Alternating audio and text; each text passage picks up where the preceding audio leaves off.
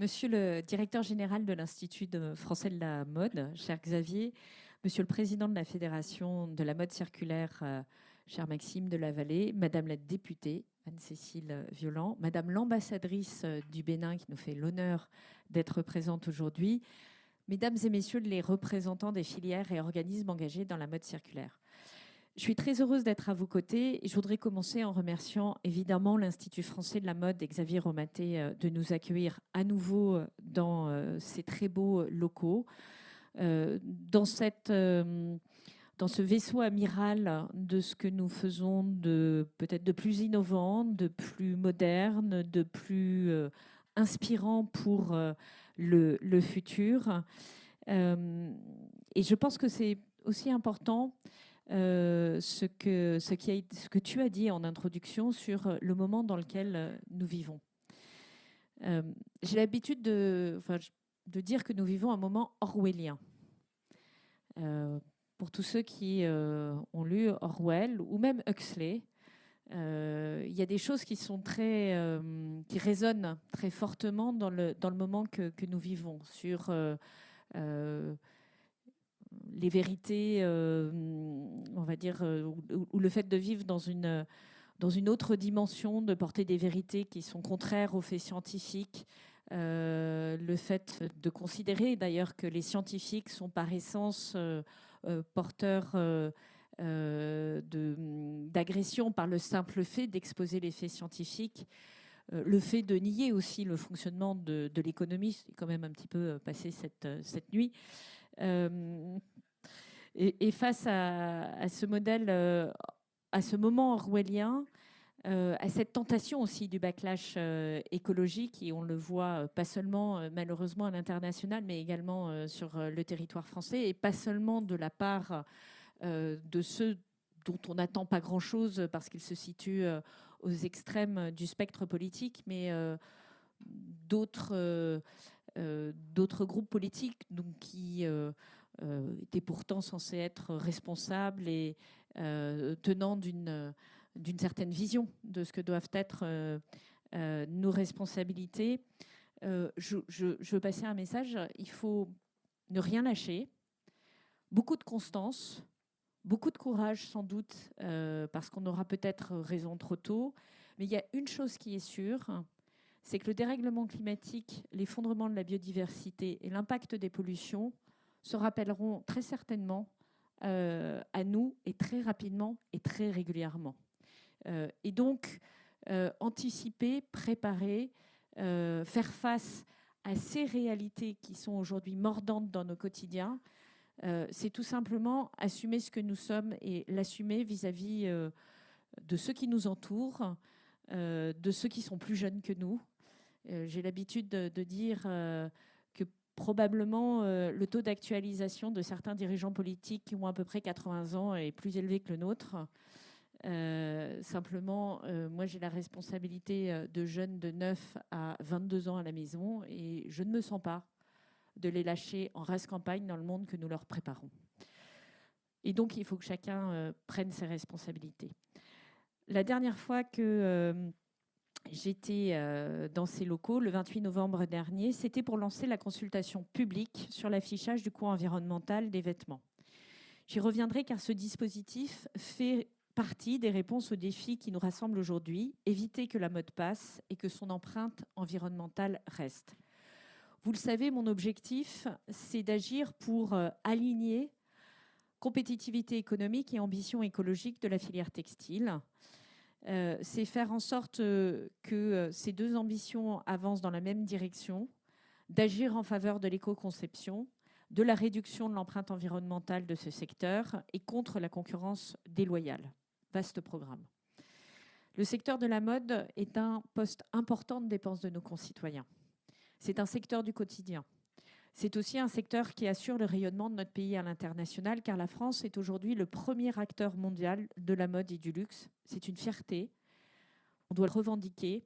Ce sont 12% de nos exploitations, du soft power géopolitique, une filière de 600 000 emplois et surtout, c'est une extraordinaire variété de métiers d'excellence, de savoir-faire, de compétences, de créativité, d'innovation qui doit être vu comme un de nos très beaux actifs français pour un pays qui n'a finalement que 68 millions d'habitants.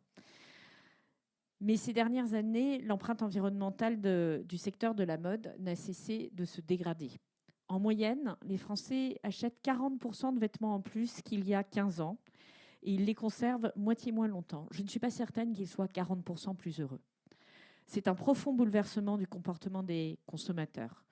Ce changement de comportement est corrélé à l'irruption dans nos vies, dans nos quotidiens, de l'ultra-fast fashion, avec tous les enjeux sociaux, environnementaux, industriels que cela pose. Les conséquences de ce changement de comportement, nous les connaissons. L'industrie textile est l'une des plus polluantes au monde. Son bilan carbone explose. Elle représente aujourd'hui 8% des émissions mondiales. C'est plus que les émissions combinées des vols internationaux et du trafic maritime réunis. La mode n'a pas seulement des conséquences sur le climat, elle a aussi des incidences sur les deux autres défis de notre siècle, l'effondrement de la biodiversité et l'explosion des pollutions. Le textile, vous le savez, c'est le 3e secteur le plus consommateur d'eau dans le monde. 20% de la pollution des eaux est imputable à la teinture finition et au traitement des textiles d'habillement. Et je ne parle pas des microplastiques qui polluent nos cours d'eau et nos océans quand on ne les retrouve pas dans nos organes humains. Fort de ces constats, nous partageons le même objectif: faire en sorte que cette industrie intègre mieux les enjeux écologiques dans son modèle. Cet objectif, je ne suis pas la seule, ni la première à le porter. Et je tiens vraiment à saluer tous ceux qui s'engagent depuis des années pour porter cette transformation nécessaire. Je pense bien sûr aux différentes parties prenantes engagées. Vous êtes nombreuses dans la salle, les marques, les fédérations, les alliances, les collectifs de marques, les organismes d'experts et les associations. Je pense aussi aux parlementaires qui ont travaillé et travaillent sur cette question. Toi, évidemment, chère Anne-Cécile Violent, mais aussi Antoine Vermorel-Marquez, Jean-François Longeau, Sylvie Valente, Le Hir, qui ont été des acteurs clés tant à l'Assemblée nationale qu'au Sénat pour défendre bec et ongle l'avancée de ce texte sur l'ultra-fashion. Je pense encore aux ministres qui se sont mobilisés sur la question, mon prédécesseur Christophe Béchu, ainsi que les ministres Olivia Grégoire et Bérangère Abba. C'est sur la base de tout ce travail collectif qu'intervient aujourd'hui la 3e édition de la journée de la mode circulaire. Dans un contexte de marché qui peut être porteur, vous l'avez dit à l'instant, cher Maxime, mais qu'il faut continuer de dynamiser et on l'a dit en pointillé, j'adorerais vous dire que s'engager de manière déterminée dans l'éco-responsabilité est un avantage compétitif acquis. Je pense qu'il faut aussi de la conviction, il faut accepter de prendre son risque. Et en tout cas, c'est l'orientation que nous voulons porter à vos côtés, en essayant de faire en sorte que tous ceux qui s'engagent dans ce chemin-là soient le mieux protégés, le mieux accompagnés possible. 2 études marché, l'une réalisée par FMC et KPMG, l'autre par Refashion, sont publiées aujourd'hui. On va rentrer dans le détail, mais je voudrais, si vous me permettez, un petit peu dévoiler ce qu'elles racontent. Il en ressort des éléments très positifs de développement pour la mode circulaire. Une valeur des produits d'habillement de seconde main en forte croissance. Et je suis la première d'ailleurs à le mettre en œuvre. Des gains de chiffre d'affaires sur le segment pour les opérateurs économiques. Une fidélisation de clientèle grâce aux différents services associés. Des emplois et des gains environnementaux mesurables. Des avancées en termes de recyclage avec une demande mondiale en fibres recyclées qui est croissante et un soutien gouvernemental dans les capacités de recyclage. L'étude FMC-KPMG montre que les leviers actionnés par l'État sont reconnus pour accompagner les filières, que ce soit ce que nous faisons pour l'amélioration de l'éco-conception et de la durabilité des produits textiles, pour la mise en place d'une meilleure traçabilité et d'une meilleure collaboration avec l'ESS afin d'augmenter le gisement nécessaire au recyclage en France, la sensibilisation du consommateur, bien sûr, par des labels, par une amélioration de l'information et les autres outils que nous mettons en œuvre. Par contre, l'étude Refashion signale plusieurs points d'attention. notamment le fait que le marché de la seconde main reste encore confidentiel et que son potentiel en termes de taux de réemploi ou de provenance des textiles de seconde main, par exemple, reste encore inexploité. Ces différents constats valident la stratégie que je porte en faveur de la durabilité du textile et de la mode autour de 3 grands axes. Le premier axe, c'est déployer l'affichage environnemental. Vous le savez, cette information du consommateur, elle est essentielle. Elle ne vise pas à le traiter comme un enfant, elle vise au contraire à lui donner tous les éléments de la décision et à résister à un marketing qui peut être agressif, à un certain nombre d'allégations vertes qui sont infondées. Je pense à certaines de ces plateformes qui nous expliquent qu'elles ont une empreinte carbone tout à fait exceptionnelle dans la mesure où elles ne fabriquent qu'à la demande. Mais combien de pièces fabriquent-elles et dans quelles conditions et comment les acheminent-elles jusqu'à leur marché? Voilà les questions qu'il faut véritablement se poser.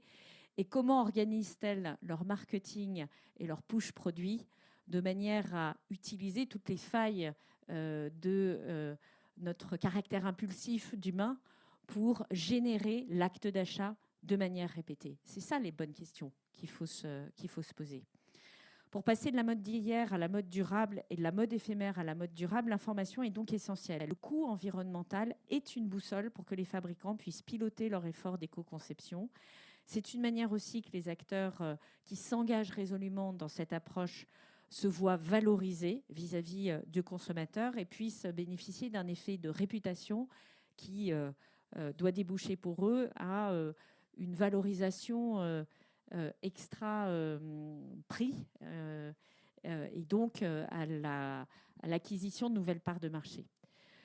Je le dis à certaines critiques qui ont pu s'élever ici et là, ce dispositif n'est donc pas une injonction morale adressée à un consommateur. C'est une manière de donner une information claire que chacun intègre comme il le souhaite, qui lui permet d'organiser son acte d'achat, de donner des éléments factuels pour pouvoir se dire, entre 2 t-shirts qui valent le même prix, lequel je choisis, entre 2 t-shirts qui n'ont pas le même score, lequel je choisis.